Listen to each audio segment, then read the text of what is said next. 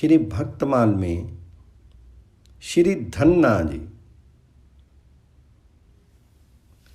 घर आए हरिदास तिन्हीं गोधूम खवाए, तात मात डर खेत थोथ लांग लहील चलाए। आस पास कृषिकार खेत की करत बढ़ाई, भक्त भजे की रीति प्रगट प्रतीति जो पाई। अचरज मानत जगत में कहूँ निपज्यो कहो भयो, धन्य धन्ना के भजन को बिन्ही बीज अंकुर भयो। परम पुण्यवान प्रशंसनीय भक्त श्री धन्ना जी की भगवत सेवा की हम सराहना करते हैं, जिनके खेत में बिना बीज बोए ही अंकुर जमा।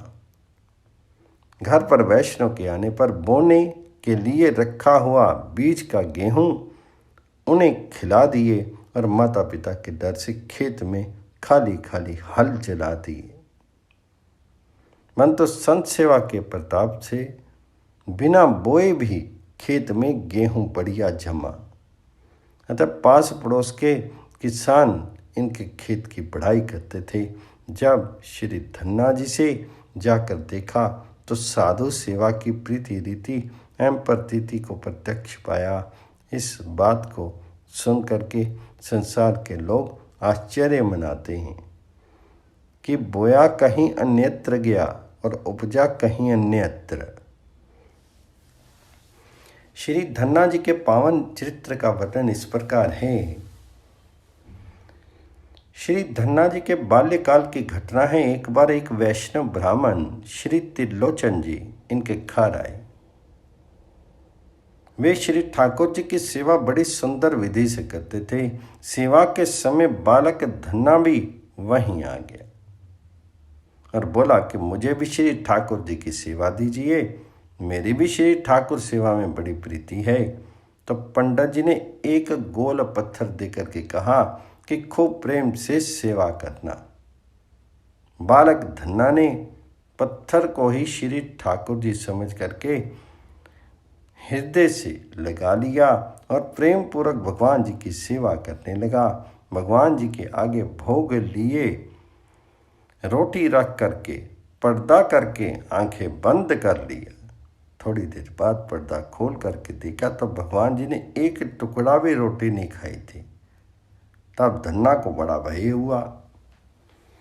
श्री धन्ना जी बारंबार भगवान के पांव में पड़ करके अनुनय विनय करने लगे।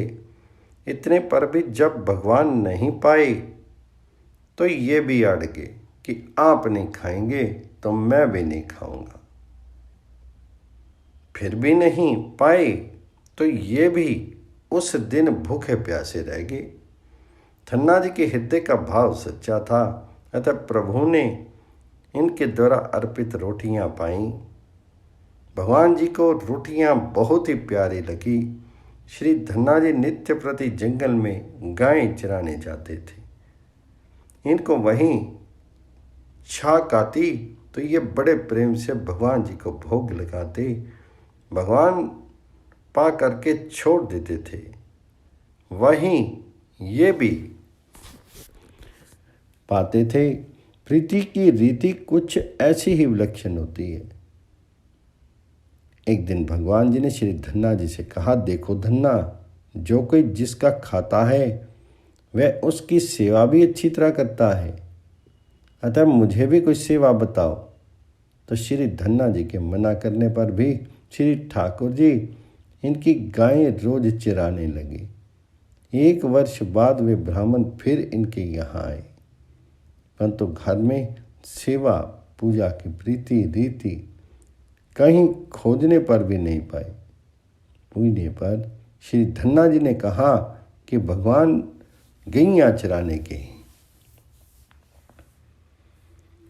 पंडित जी को विश्वास नहीं हो रहा था, कारण कि सेवा पूजा करते करते जन्म बीत गया, आज तक दर्शन नहीं हुआ।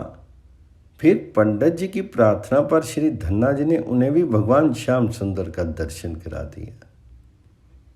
फिर घर आकर के श्री धन्ना जी पर कृपा करके श्री भगवान ने आज्ञा दी कि तुम श्री स्वामी रामानंदाचार्य जी के पास जाओ और उन्हें अपना गुरु बनाओ, अर्थात उनसे विधि पूर्वक मंत्र दीक्षा ले लो। श्री धन्ना जी जाकर के श्री स्वामी जी के शिष्य हो गए।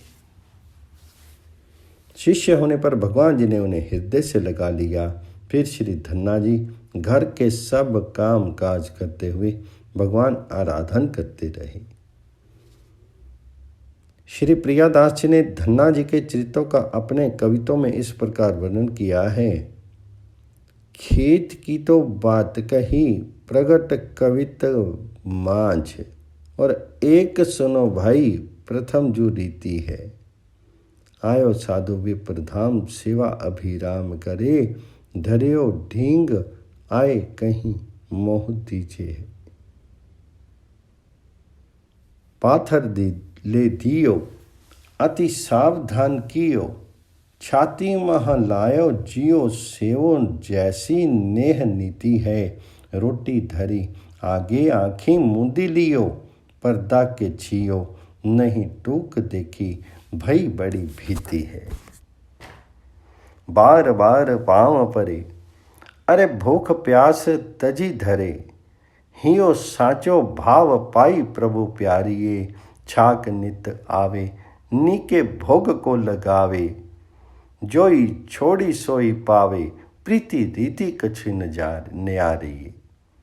जाको को खाए ताकि टहल बनाए, करे ल्यावत चराए गाय हरि उर धारी। आयो फिरी विप्र ने खोज हूँ न पाई कहूँ, सरसायो बातें ले दिखायो श्याम जारी। द्विज लखी कायनी में चायनी समात नाही, भयान की चोट दृग लागी और झरी है। जाय के भवन सीता रवन प्रसन्न करे, बड़े भाग मानी प्रीति देखो जैसी करी है। धन्ना को दयाल हुए के आज्ञा प्रभु देई धरो, करो गुरु रामानंद भक्ति मति हरी है। भई शिष्य जाए आप 3600 लगाए के लिए, किए ग्रह काम सबे सुनी जैसे धरी है।